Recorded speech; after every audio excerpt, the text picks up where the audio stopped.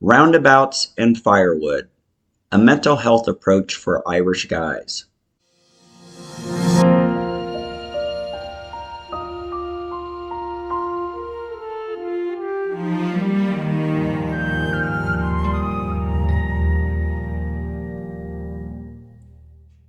Chapter 32, FIBIFY Toolkit number 3, CBT, Therapeutic Approach for Irish Men. I haven't done a survey, but if I randomly asked 1,000 Irish guys to write down the top 10 things they'd like to talk about, I'm rather certain I wouldn't see my feelings listed in the top 10. For that matter, I'm confident it wouldn't come up in the top 100 or top million. To vanquish the A&D monster, you need to acknowledge the following. 1. I feel bad. 2. I don't want to feel bad. The next step is to take the right action. Begin by putting yourself in the strongest position and make sure you have identified a purpose that will motivate you. Then you need to learn some specific techniques to meet the A&D monster head on. Unsurprisingly, my recommendation is cognitive behavioral therapy, CBT. CBT is considered the gold standard of therapy for dealing with anxiety and depression, and I think it's the ideal therapeutic approach for men, particularly Irish men. Here are 2 reasons why. Reason number 1, it's all about changing the thoughts that lead to anxiety and depression. The focus is on thoughts, not feelings. Reason number 2, with CBT, you don't blame something like a genetic predisposition or someone such as a parent or sibling for your problems. That's out of your control. What is in your control is that you can take specific action to feel better. You, therefore, are in control of your recovery. With CBT, you are not a victim. Bibliotherapy. Bibliotherapy is learning therapeutic strategies directly from books. In other words, you don't go see a therapist to learn strategies to do battle with the A&D monster. Instead, you read books written by highly trained therapists who have seen thousands of patients, some whose problems will closely reflect yours. When it comes to CBT, there are 2 books that are essential. Feeling Good for Depression and When Panic Attacks for Anxiety. Both books were written by Dr. David Burns, the psychiatrist I introduced you to in part 1. Will CBT bibliotherapy work for you? Remember, the 2 books I'm recommending were written by one of the foremost experts in the world. Also, Dr. Burns notes that there have been studies done on the effectiveness of bibliotherapy. In highly regarded journals, the results of these studies have been published, and it is clear that yes, bibliotherapy does work.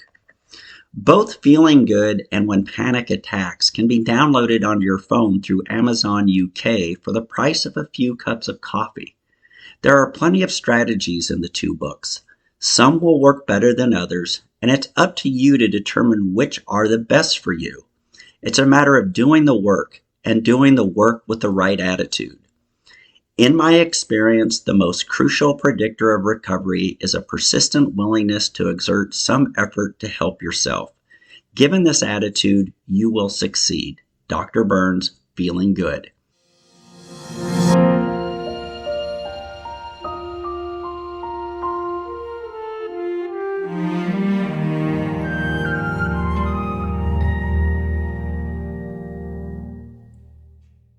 Chapter 33, FIBIFY Toolkit number 4, Anything Else.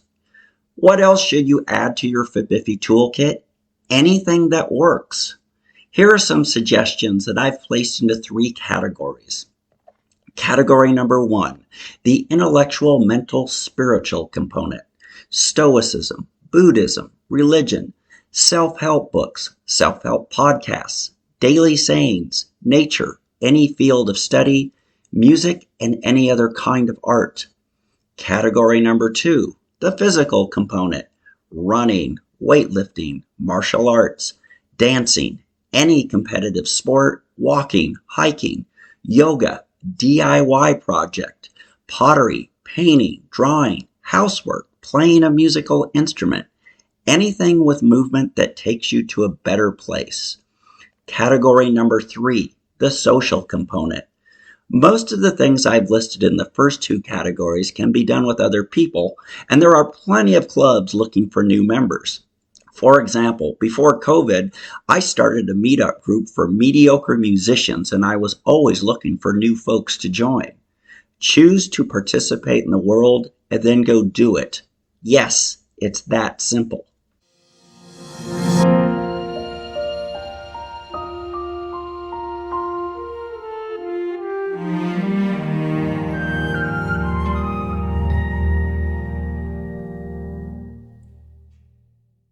Chapter 34, A Therapist. The objective of this book is to help you understand that it's you versus an opponent and you can win. Put your FIBIFY toolkit together and go to work.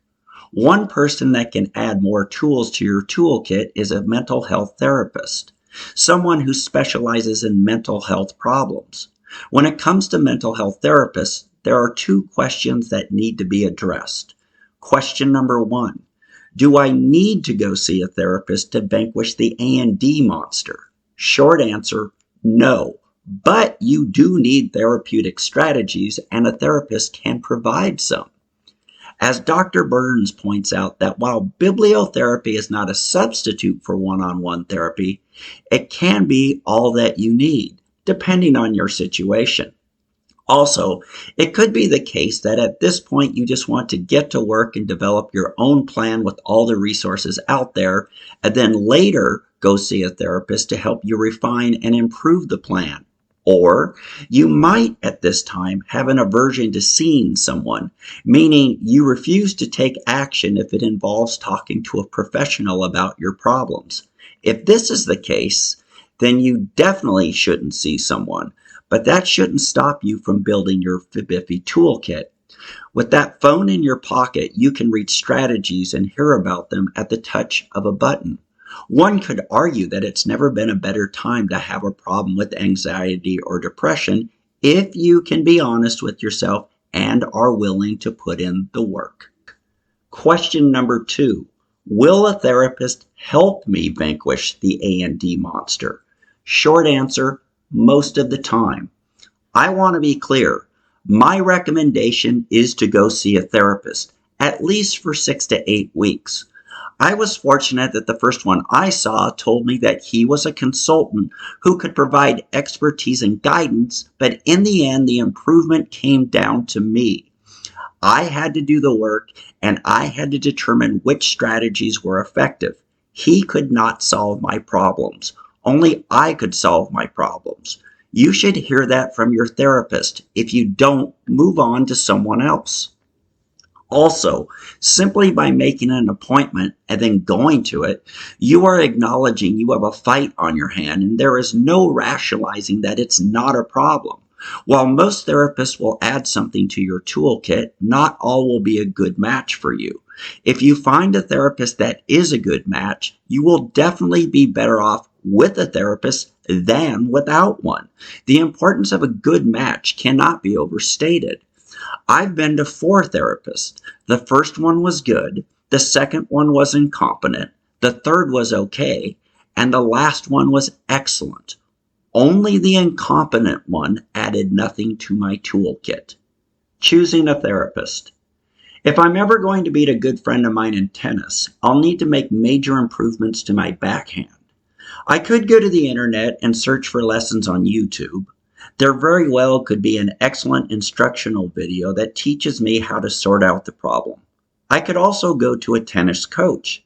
Let's say that I've got the money and time to visit 5 coaches in a week, and I take a lesson from each. They'll all hit with me and assess the problem. After that, I'm going to get different advice on how to hit it, how to stand, how to approach the ball, and so forth. Then, while we practice, the coaches will differ in the kind of vocal support they offer, as well as the kind of critiques. Some might have a sense of humor, some might be patient, some might be too patient for my taste. After getting lessons from each, I'd know which one was the best match for me. Here's the thing, the coach who is the best match for me may not be the best match for you. No matter who I choose as a coach, the improvement will come down to the work I put in between lessons. If I don't practice, I don't get better, and I don't beat the friend of mine who, incidentally, has been adding plenty of shots to his game since I moved back to the States in 2021. All therapists have some level of expertise. Like different tennis coaches, they will bring their specific expertise and background as well as their communication skills to the table. Some will work better for you than others. My recommendation is to find someone who specializes in CBT. Of course, they'll have more in their arsenal than CBT, but because you are a guy and because CBT is the gold standard in treating anxiety and depression, I'd begin there. I know you don't have the time and money to go and try a series of therapists, so do your research. Remember, it's your life and you are paying for a service.